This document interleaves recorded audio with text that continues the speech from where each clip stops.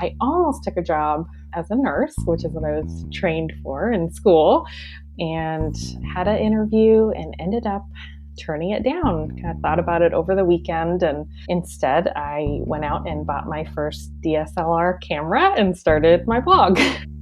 That was Nora Taylor, and this is episode number 173 of the Chopped Podcast.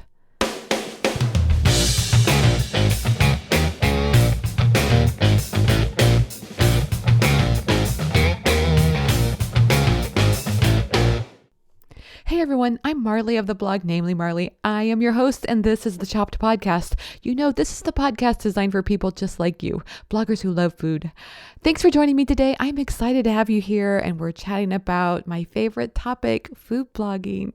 I can't tell you how much I love talking about this because, I've been getting together with Brandy Crawford. She's with the site Stay Snatched, and she's been on the show a couple times. And I kid you not, when we get together, it's just like we talk about food blogging nonstop, and I just surprised at how much I can live, breathe, and eat this stuff and still be excited to talk about it.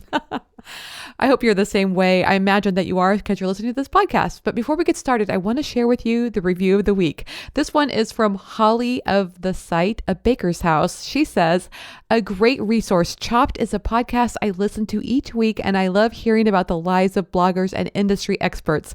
I especially enjoy hearing how they have developed their businesses. Great info. Thanks. Thank you, Holly. I'm so glad that you found the podcast helpful. I completely agree. Hearing how other people have developed their businesses is so interesting, especially when we're talking about a topic like food blogging where, I don't know, do you ever feel like maybe there should just be one road to success? And what I'm learning is that that is not the case at all. Every single food blogger seems to have kind of some different nuances. And I love hearing about the backstory and all of that. So I'm so glad that that's coming across to you. And I'm so glad that, we're all here together trying to figure this all out together. If you'd like to be a featured listener in a future episode, just leave a review of the Chopped Podcast on iTunes. Your encouragement means so much. Today's show is brought to you by the Grow Your Food Blog webinar. If you're working hard to grow your blog into a thriving business, you don't want to miss this webinar. It will show you how to unleash the power of Google Analytics to help you grow your site. It's taught by Brandy Crawford, who grew her site to 1.3 million page views per month in just 2 short years. And also myself, I went through an SEO review of my site last year, and I learned a lot of valuable information I'll be sharing with you. Both of us have created spreadsheets to help optimize the work that we're doing. It can be kind of tedious, this stuff, but having the right tools can be very helpful. Brandy's a CPA and I myself am an MBA, so we both have a lot of expertise in working with spreadsheets, and so we've created these wonderful templates for you. The webinar takes place on Thursday, February 28th at 1 p.m. Central, and it'll be about 90 minutes long, including presentations and plenty of time for Q&A. Seats are filling up fast, and we do have a very limited number, so don't delay. Go to chopped.academy/grow to order your ticket today.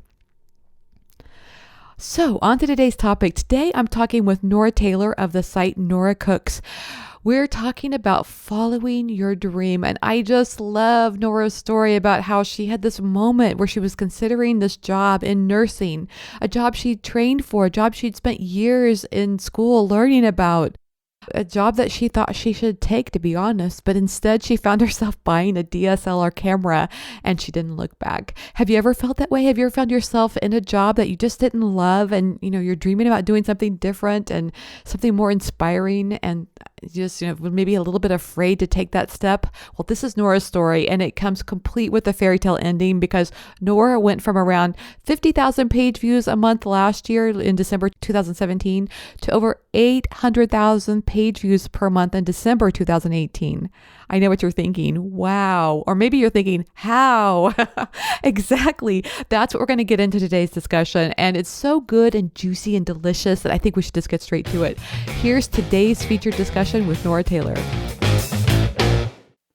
Hey everyone, I'm happy to have Nora Taylor. She's of the site Nora Cooks, and she's on the show today. Hey Nora, welcome to the Chop Podcast. Hi, thank you so much for having me. I am so glad to be talking with you. I mean, for many reasons. One is that we're in the same group of vegan food bloggers. Yay! Yep. Big family of food bloggers in general. So Yeah, it's great. I'm so happy you asked me to be on here today. I'm really excited. I'm glad to. And we'll have a really great conversation. We have a lot to talk about, but I want to begin with a little bit about I'm always curious when I go to somebody's blog. I always think like, what made them decide to start a blog? So what was that for you? What caused you to think, I'm going to start a food blog? Yeah, that's an interesting question. I started this blog in February of 2017, right after we moved, my family and I, up from California up to Oregon. Yes. So it was kind of a time of change. And I guess way back, I had become vegan almost 10 years ago. So that was kind of when my love for cooking started. And I followed different bloggers and I had cookbooks and I just learned, for years about vegan cooking and I loved it.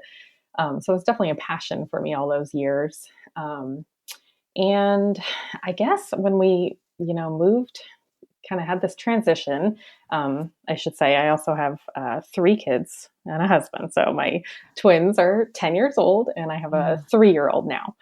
It was a big change, and I almost took a job as a nurse, which is what I was trained for in school, after not working for a couple of years, and had an interview and ended up turning it down. Kind of thought about it over the weekend, and instead I went out and bought my first DSLR camera and started my blog. Wow, that's a huge switch to go from I think I'm going to, go for this job. No, I'm not going to go for this job, and instead I'm going to go buy a DSLR camera. Yeah, it was it was a difficult time, and luckily my husband's like very supportive, because as I had gone to nursing school and worked for several years off and on, and just never really liked nursing, really wanted to step away from it, but felt like, I still have student loans from this. I should probably, do it for longer. But my son, my youngest guy, was only 1 and I was still breastfeeding and I really didn't want to go to work anyway. I just didn't feel right about it. So I thought, okay. And I guess it all happened fast. I started my blog and I think I found like the Food Bloggers Central Facebook page and, whatever I could read. And then I found podcasts and your podcast and Food Blogger Pro. And I just learned as much as I could. And so it was kind of a combination of both the passion for vegan food, and wanting to create these recipes. But also I started it with the intention of it hopefully being somewhat of a business one day. I just thought it would take a lot longer than it has. Right, exactly. And we're going to get into that, how successful you've been in such a short amount of time. But first, I just thought, I just love this, what you just said about how, I think sometimes we feel kind of obligated. I know I feel the same way. I've got this MBA. I went to a lot of work to do that. I was a single mom. I took my daughter and I moved to another city 2 hours away and, did this full-time thing of getting my MBA and I put a lot of effort into that. And yet, I did love the corporate role. I loved a lot of it, but there was just so much I don't know, I'm sure that, my job was kind of focused on healthcare. So I kind of understand what you're talking about. There's a lot of toxicity in healthcare. I'm sorry. Yeah, there is. A lot of really negative people and it just gets old. I did not, that part I did not enjoy at all. Yeah, I agree. And part of it just, I was young when I made the decision to go to nursing school, and people change. And even when I was in nursing school, I kind of hated every day of it. And that should have been a warning, but I thought, no, just keep going. One day you'll love it. Well, I never did. Oh, and it's a statement to perseverance, isn't it? I mean, you are obviously a very strong person to work yourself through a degree that you didn't really enjoy. Oh, thank you. Yeah. And it's a hard degree. It was hard. Yeah. Yes. And if you don't love it, I think it's really hard. It was stressful. And I did some postpartum labor and delivery nursing and then school nursing, which I probably liked the most because it was a little more laid back. You mean like being the school nurse at a... Yeah. I worked at a school district for a couple of years. Yeah, I that could was see my last where I job. would enjoy that a lot. That would probably be of the nursing positions, that would be one that'd be very enjoyable. Yeah, I like the kids and I like the schedule, and I had summers off, and so that was good. Right. The summers off part. Yeah, the summers off were good. They were great. So I love this. I mean, in some ways, I think when you were, looking at food blogs, you were kind of in the back of your mind thinking you kind of wanted to go that way. I mean, you didn't just go out and buy a DSLR camera without knowing you were kind of thinking about this, right? Yes, and actually, several years before, probably in 2013, I want to say, I had started a blog on blogspot.com. Ah, And one summer, it was one of these summers I had off, and my twins were like 5 years old, I think, and I really liked it because I had followed bloggers and I really knew nothing, but I did start this blog in the summer. I never got paid, anything from it. But it was really fun. I enjoyed it. But then once I started working again in the fall, it just like fell right. away. And so I had started one before and liked it. So it had been in the back of my mind.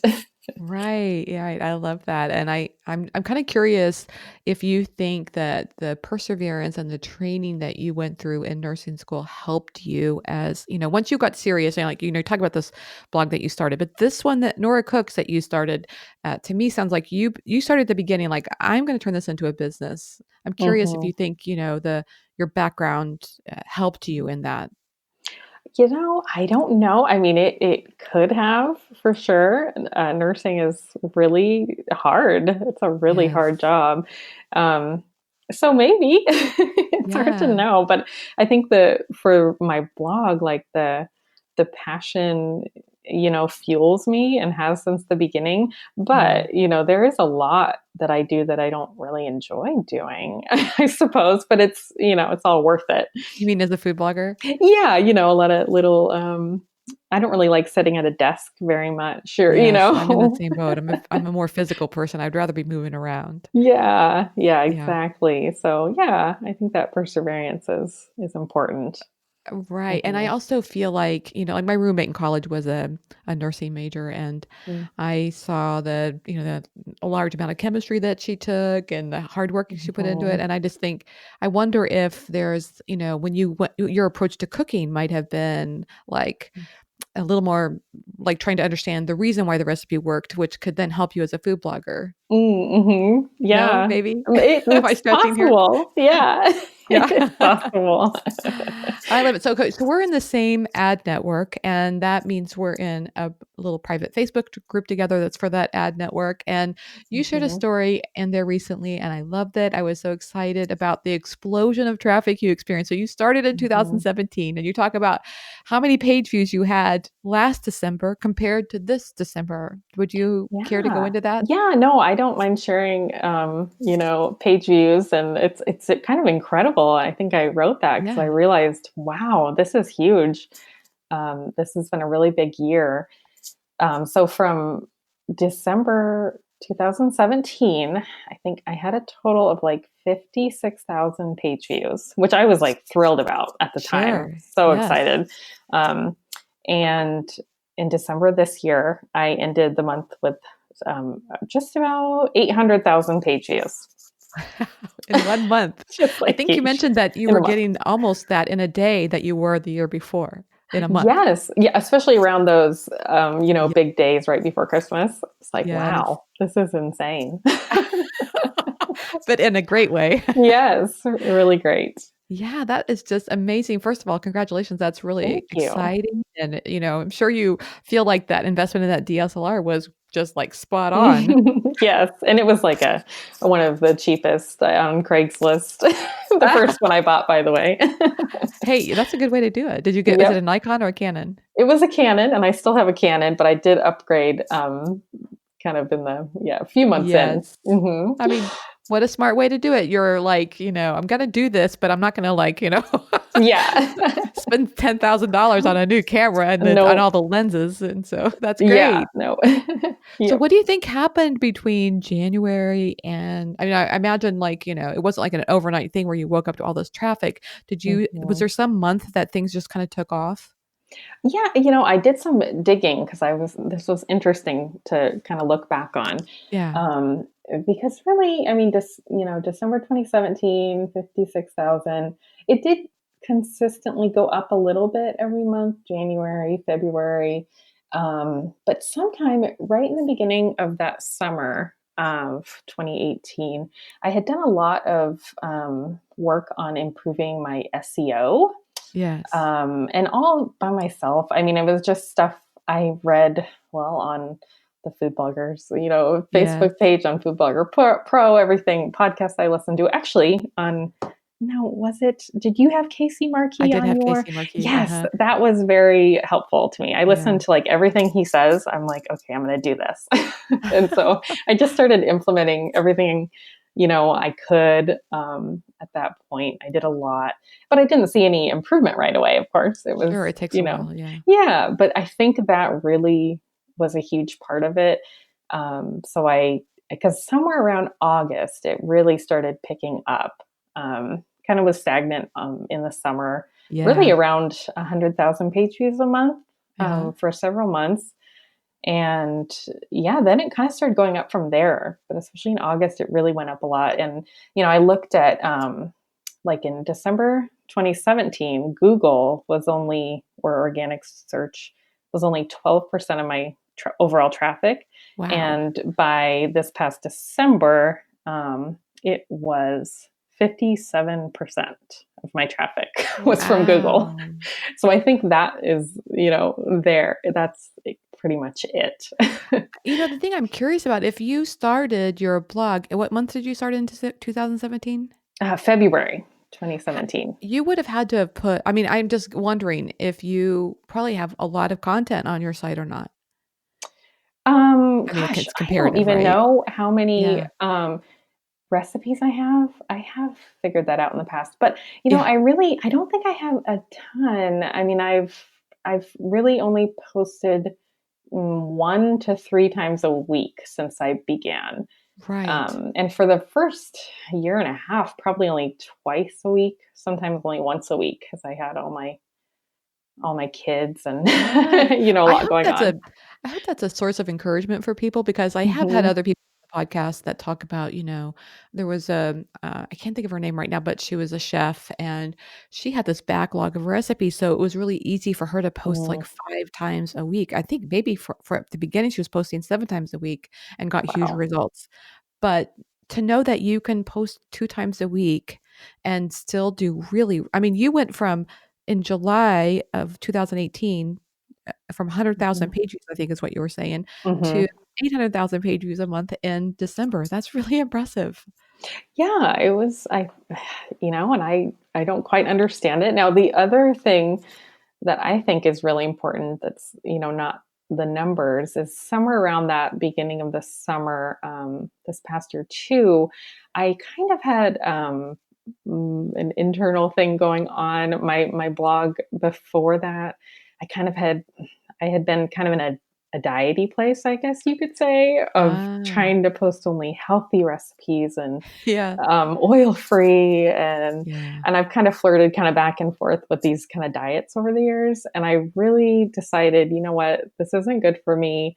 um, I think I need to move away from this, and I don't want to be known as like that. um, As the diet vegan yeah, blog. the healthy food blog or whatnot. And so I was kind of on the edge. I kind of like having an identity crisis with my blog almost. I Like, feel who like that am every I? day. Yeah, it's hard.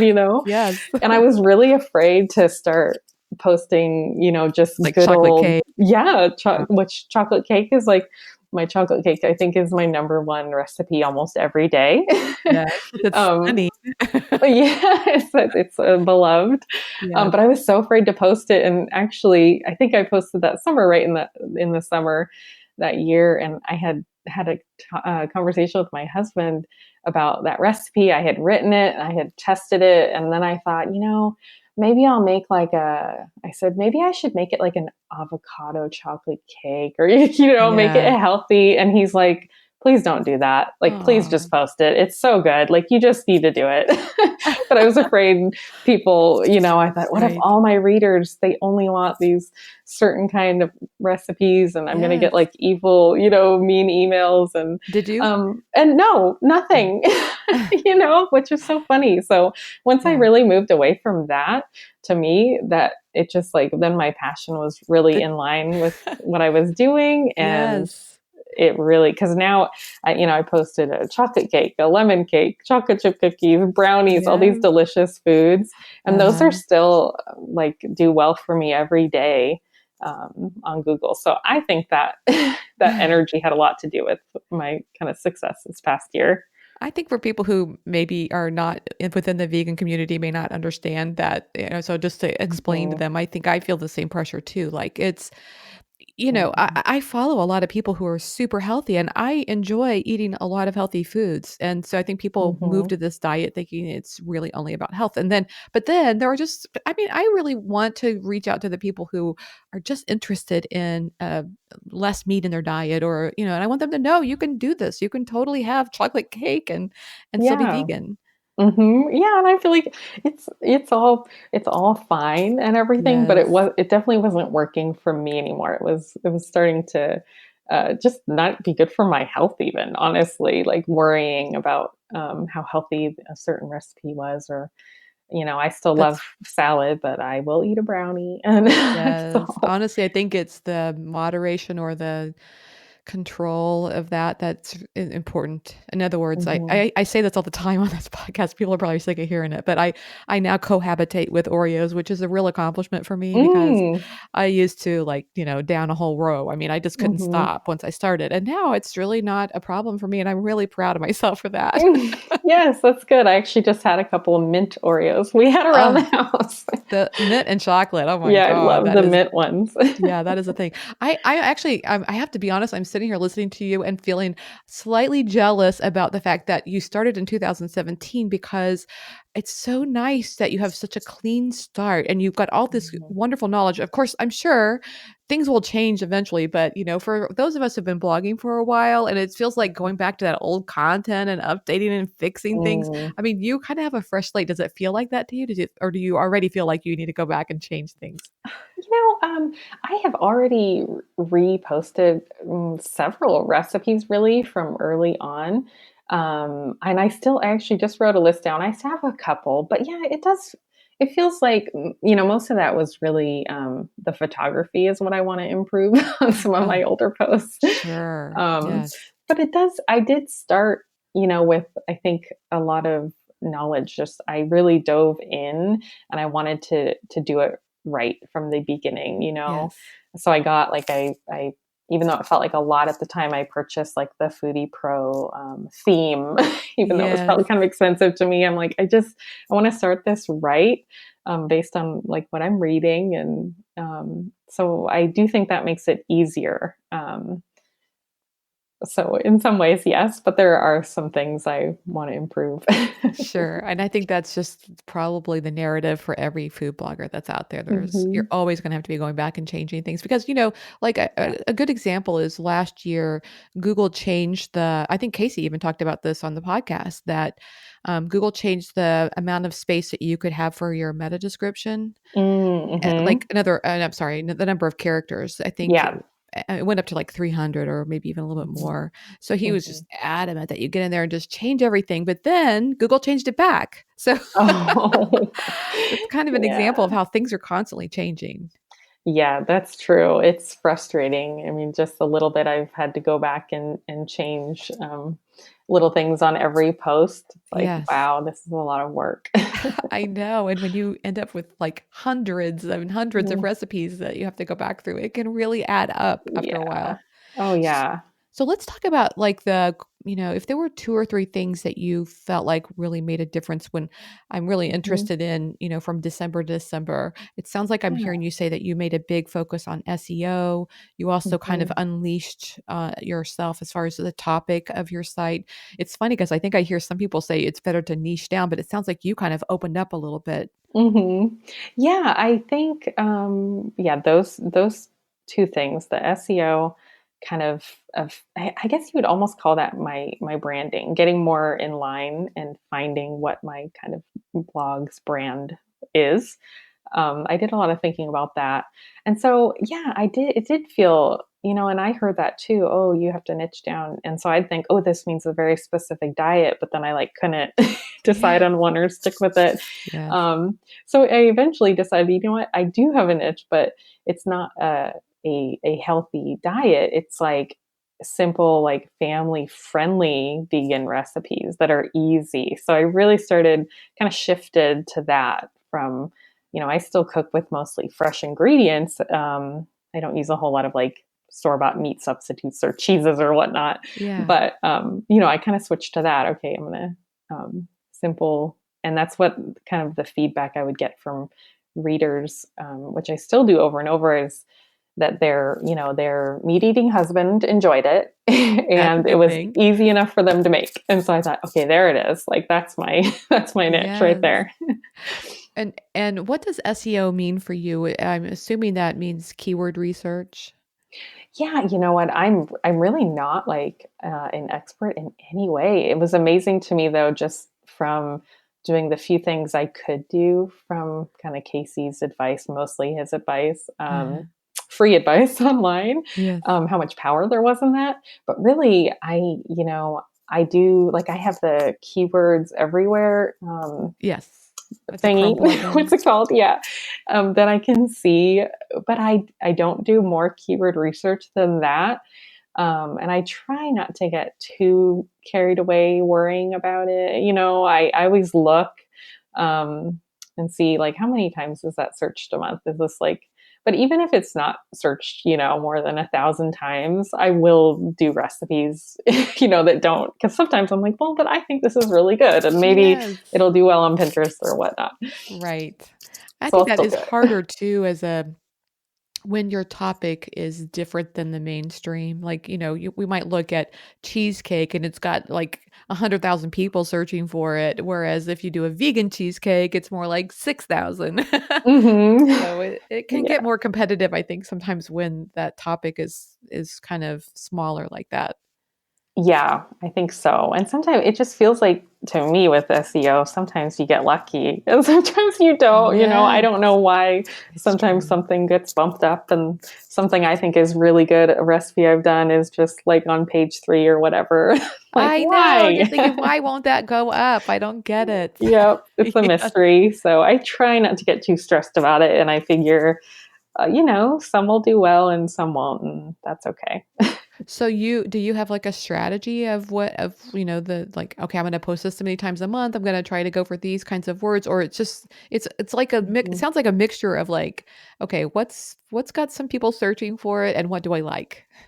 Yeah, it's a little bit of a mixture. Whenever, one thing I do is I use Evernote kind of for my mind. And whenever I have an idea of a recipe I think I might want to do, or I'll see something and think, ooh, I want to veganize that, if I'm at a restaurant or something. Yeah. So I'll just write it down. Like I just have a place where I write down recipe ideas. And so then later I might go in and Google and using my keywords everywhere, see like, is this even searched for? Like, do people care about this like I do? Yes. um, and that might give me some idea. So I like keeping lists of ideas. I have like a lot written down that I might never get to. But That's a great idea though, because you can have that on your phone, right? And you're out and about and, yes.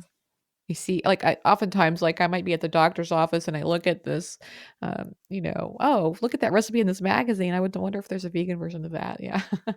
Yeah, I do that a lot. But like I said, I also use CoSchedule pretty Uh-huh. recently, and for my like editorial calendar. So at this point, I have things scheduled out still only twice a week, kind of through maybe June right now is where I'm at. So I'm getting better about thinking ahead. I Yeah. just took some time and plugged things in, but I also like that's really easily changeable for me. If something's not working out or I get really motivated for something else, I'll just plug it in, and forget it. When you say it's scheduled through June, do you mean that you have new content already ready and scheduled through June? Ooh, not ready, but I Okay, have planned gotcha. out, I'm going to do this, like a cheesecake on this date, and Yes, try to get it. So I have an idea of what I'm going to be working on. I got you. Yeah, that makes sense. That I love co-schedule too. It's been really helpful for Mm-hmm. me. Yeah, I think that's really interesting too. So you kind of have gone through the process of looking at a bunch of recipes. It's funny that you say this because sometimes I do this too. I do plan out my content ahead of time, but I find sometimes that it makes me feel sad because there's so many good recipes out there that I want to do and I have to limit it to I'm Mm-hmm. doing 2 a week, so 8 a month. It's not very many recipes. I know. I feel the same way. And I've thought about posting more, but it gets overwhelming to me. So Yeah. I think, no, just, go for quality over quantity, Yeah. and it'll be okay. Right. So then once you get your recipes figured out, you've kind of done a little bit of keywords research and you got it on the schedule. I mean, is the next step is then you start testing the recipes?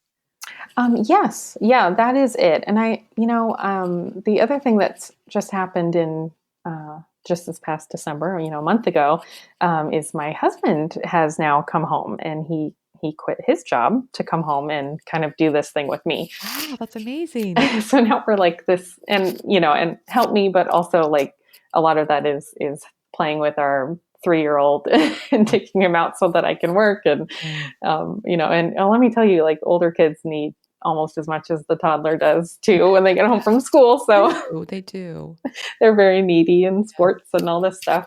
So he's helping a lot. So my life has sort of just changed in that way. Like, I have more time now. So we're kind of figuring out what that looks like. So something tells me he didn't like his job either. He liked certain things about it, Yeah.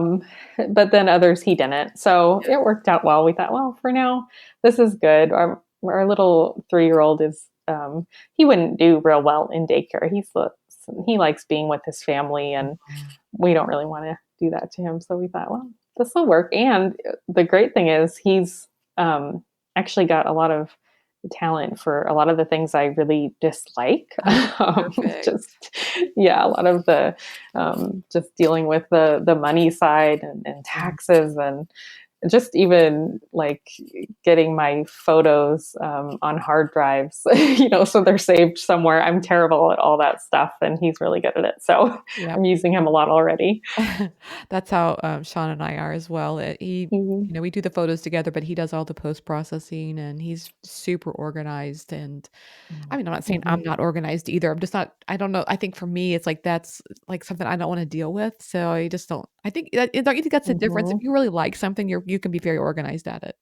Yeah, I think so. Yeah. And it's just, this blogging thing is a lot. You wear a lot of hats, and I know for me to be in a creative place where I can do my photography well, and just develop the recipes well, I really need to be in a good headspace, like not thinking about taxes all the time, or Yes. my computer. And so it's helpful.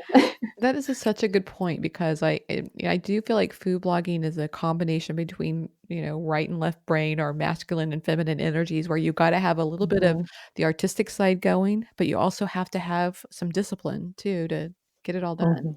Yeah, exactly. Yep, you do. So we're hoping he might also be able to help with video, which I haven't really gotten into yet. Oh, I was gonna ask So you that. So you're not doing video right now? no, I've done maybe 3 videos, I want to say, Yeah. this last year, and they were all like really time consuming for me. Yes, they are. And I really I think I could really get into it, but I just haven't had time. I just don't feel like I've had time. So we're hoping to start adding, a video here and there, and see how it goes. Hey, I So mean, if you think about it, if you've gotten this far without video when everybody's saying video is king, then you're really mhm. gonna take off after that. Maybe. I know people say that, and I thought, oh, I'm never going to get anywhere because I'm not doing video. I don't have the time. but it's it's It's worked just anyway. I feel like I'm constantly reminded this about food blogging is I feel like I go into it thinking, okay, you have to do it this way because that's what everybody says you have to do. And then I'm Mhm. constantly talking to people who don't do it that way and they do just fine. Yeah, yeah, I agree. I think, it's really interesting. I mean, I assumed that I would, I really thought that maybe this could be a career of sorts of real business, but that it would probably take me, at least 5 years or so. In Yeah. my head, that's what I thought, especially because, I wasn't willing to like stay up late working and just working every minute of the day, and only posting once twice a week. I never thought it could even reach this point this soon, Ah, so anything's possible. it's got to be very gratifying, I'm sure. Yeah, it is. I feel really lucky. Let's talk about social media for a second. What kind Yeah. of emphasis do you have on that? I mean, obviously, posting twice a week, that alone takes up a lot of time, but there's Mhm. also the social media takes up a lot of time too. How do you decide how to spend your time on social media? I used to spend a lot more time than I do now. Like when I first started, it helped a lot to post to different Facebook groups, recipe sharing groups, Hmm. at that point. So I used to spend a lot of time on it really. But now, it must have been sometime last year I got co-schedule, which was like life changing, It is. amazing. So Yes. it took me a while to kind of plug in all my current recipes into the requeue feature. Yep. So I did that for Facebook and Instagram. I guess that's it. Actually, that's what I use CoSchedule for. So, at some point, I decided with Facebook, like, just forget it. I'm just gonna, have CoSchedule. It schedules like I think I do twice a day on my Nora Cooks Facebook page, because I just found it kind of disheartening. I feel like Yeah. nobody ever sees them, and I kind of abandoned it. So the only posting I do there is scheduled. So I don't even really touch it. Yes. Other than when I post, I do a new recipe, I will schedule it to go to Facebook. And so then Instagram as well. I use CoSchedule. It'll alert me, and I probably spend most of my time on Instagram if there was any social media I spend time on. And just, I probably started doing this maybe like 5, 6 months ago. Before then, I never went on Instagram. I Yeah. never posted. I just didn't understand it. I Uh-huh. didn't see the point in it. Um, but at some point I gave it an effort. I think CoSchedule helped me a lot. But now I'll really think about like what's going out today. Kind of every morning, I usually will look at what CoSchedule has, and then depending on the day, I'll say no. Actually, I'm gonna like actually put in a post there myself, or at least schedule it just that day. So I'm a little more mindful of Instagram.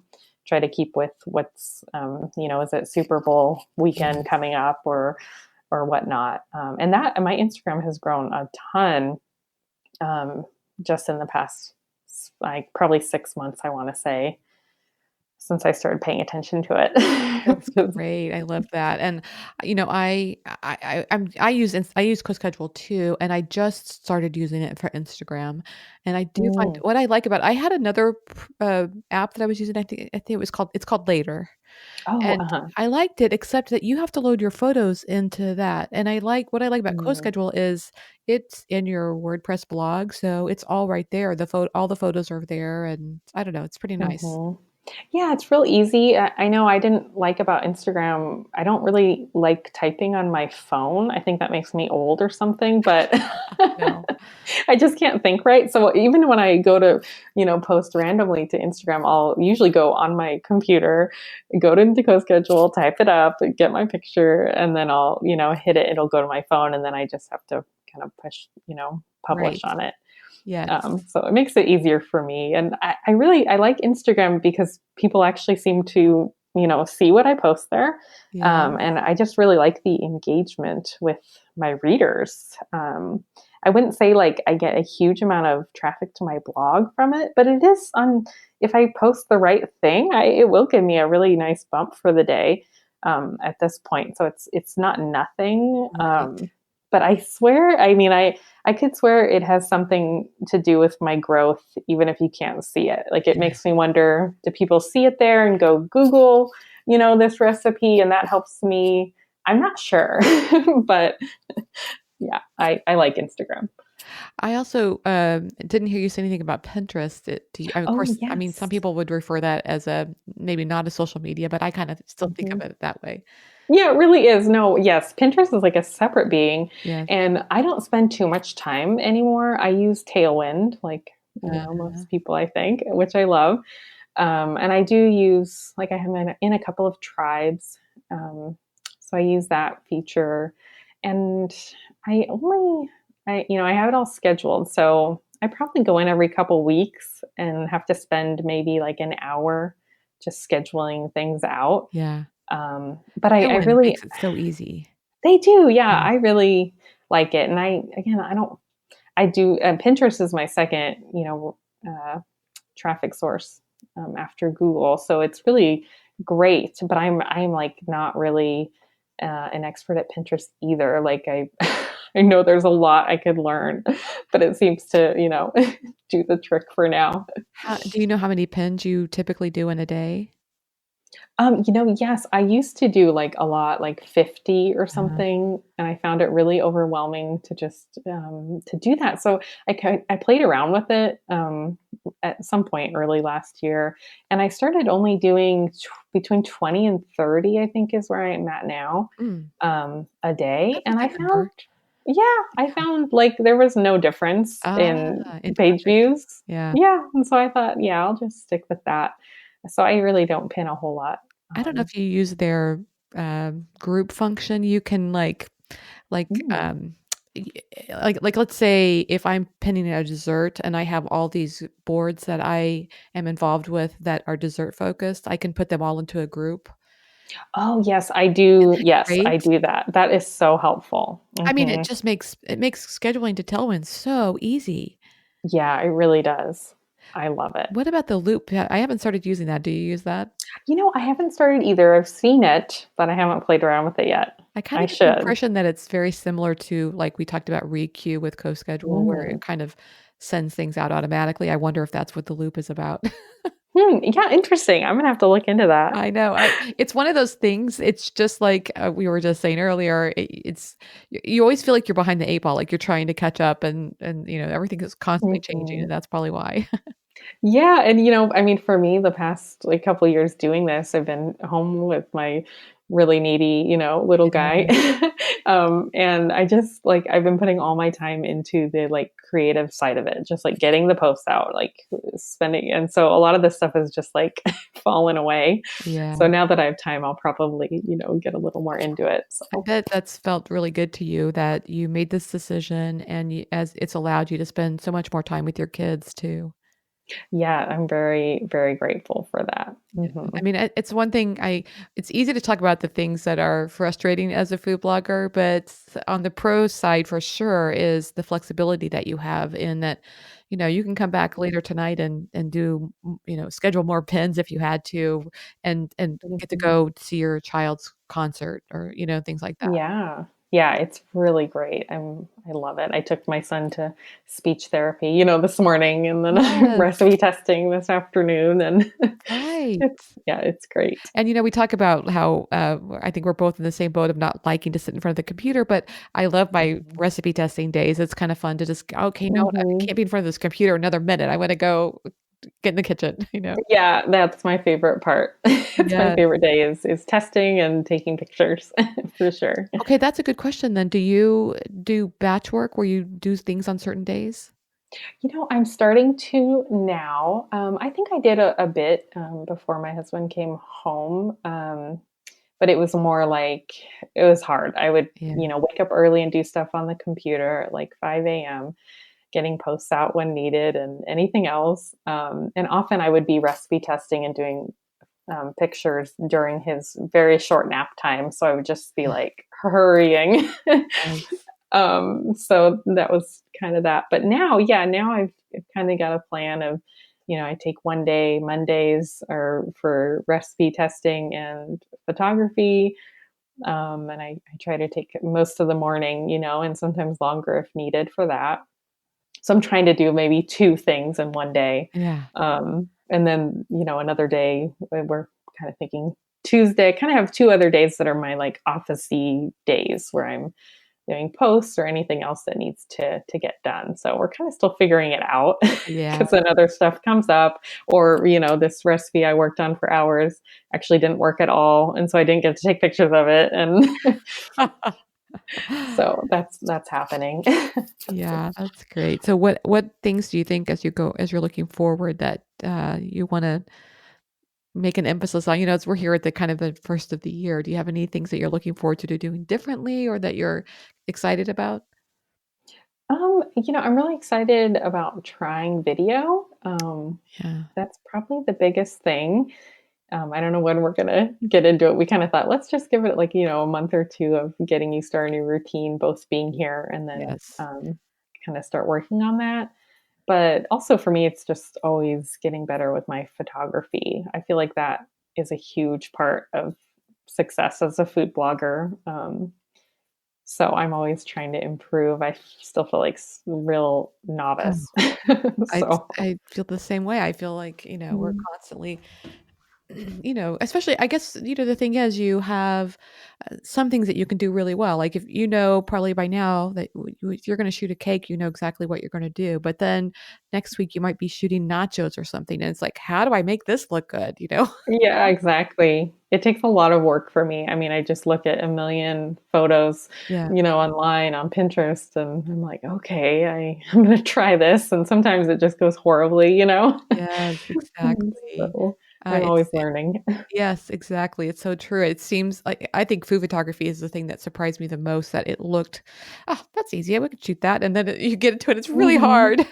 Yeah, it looks terrible. And Yes, exactly. yeah. One thing that we did for video I mean, we have been doing video, but we really have not done a lot of it. And so we're dipping our toe in the video world as well. And one thing that's really helped us a lot is to kind of scripting it out sounds too harsh, but definitely to have kind of a plan so that like, okay, I'm going to put the dish in here and pull it out. And I'm sure after we've Mhm. done it a while, we won't have to do that anymore, but for now, that's been really helpful for us. Yeah, that would be I did do that for the few I did. I learned a lot. I am a food blogger pro member, and they have a lot of good stuff on Oh, I'm on there sure. about video. Yes. So I learned a lot. I think they even have like a printout sheet, kind of like what you're talking about, where you make a plan of Yes. what you're going to do when, and I Yes. found it really helpful because it can feel so awkward It when you can. start. Right, and I find that when I'm, the most awkward at something, I enjoy it the least. So, Mhm. it's really nice if you can feel like you know what you're doing. I think it makes you enjoy it more. Yeah, yeah, that makes sense. So I love this. So, I have a lot of, these fun questions I like to ask at the end of the interview. Are you game? yes, Okay, yeah, so tell me sounds about a good. favorite food. Favorite food? Oh my gosh. I think I have to say, like, anything chocolate. Yes. So, hence the chocolate cake, Ah, and brownies. I was just gonna say, what's your favorite way to eat chocolate? So it'd be chocolate cake and Mhm. brownies? I would say, yeah, chocolate cake or brownies, or I do like a good dark chocolate bar though too, really dark, like the darker the better. Me too. Like, I can go up there to the 80% and I enjoy it. Oh, yeah, me too. We always have some around. What I like about that is that, it's so rich that you really can't eat you're not gonna sit there and eat the whole Mhm. bar. No, and that's usually, like, our routine at night. I'd say almost every night, like, we have a little bit of dark chocolate. Yeah, I have this video on my site of, I have a post on dark chocolate, and it's a video of these kids trying dark chocolate for the first time. It's really hilarious. Oh, funny. They make these sour faces. It's funny, my little three-year-old will actually, like, just he loves the dark chocolate. The 80%, I'm like, "You are a weird kid. This is not normal." It's not normal, not at all, but Mm, it's good. I no, think it's he loves it. I'm sure it's better for you too. Mhm, yeah, Okay, I definitely. have a feeling I know what you're gonna say on this one, but I'm gonna ask you anyway. What's the favorite app on your phone? Favorite app on my phone. Well, it might be my analytics app because I can't ever stop checking it. I thought you were going to say Um, Evernote, so I'm wrong. I know. Yeah, I'd say analytics, then probably Evernote. Okay. So you have the analytics app as well. You're like the third I person I've do. talked to in the last month that loves that app. Oh, really? Yeah, yeah. My husband likes it too. He's always checking my phone. Just it tells you on the minute, like who's on the site and what, how, what your traffic is, everything's right there. Yeah, it's exciting. Is there do you feel like like you're experienced at Google Analytics, or do you just kind of go in there and look at those, page views and things like that? Mm. No, I'm not very experienced. I can kind of track down like where the traffic is coming from, Yes. if I have something that's going a little bit crazy. Yeah. But no, other than that, I I mostly look at the app on my phone, not on the computer.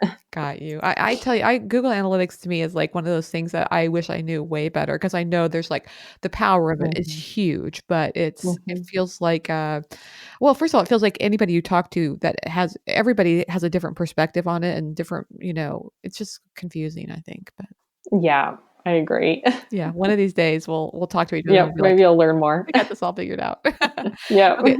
You sound really busy, but do you have any time for TV or reading at all? And if you do, what's your favorite? Oh yeah, one thing we have always like protected, my husband and I were a little weird, is like our evening time. Like I do not work in the evening like at all. And so like we ever since we had our twins, like it's 8 o'clock or earlier, like they go to bed. Now they read in their bed till they go to sleep. And we like have, an hour or two. We're both kind of early risers, so we go to bed early. But yeah, so we will usually watch a show at that point. And I also do a lot of I do Audible for audiobooks. Yes, I love Audible. I love it because I don't find time to sit down and read a book, but I'm always, moving or when I'm doing recipes or whatnot, I have a book in my ears.